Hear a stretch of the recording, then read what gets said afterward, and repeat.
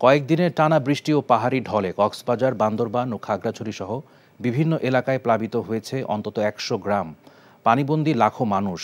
এদিকে বান্দরবানে পাহাড় ধসে কয়েকটি স্থানে সড়ক যোগাযোগ বিচ্ছিন্ন আছে।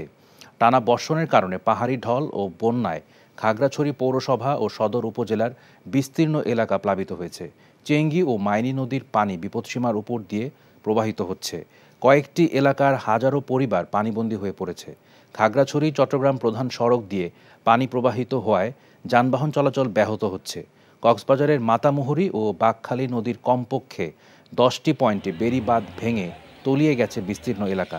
পানি ঢুকে পড়েছে উখিয়া, টেকনাফ, চকরিয়া, পেকুয়া ও রামু সদর উপজেলার 70টি গ্রামে।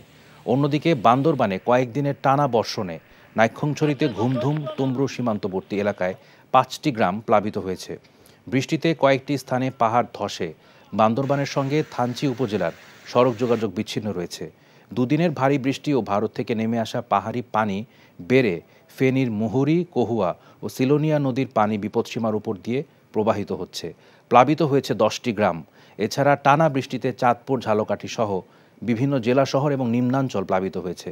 বরিশালেও ভারী বৃষ্টিপাতে নগরী জুড়ে সৃষ্ট জলাবদ্ধতায় দুর্ভোগে পড়েছেন নগরবাসী।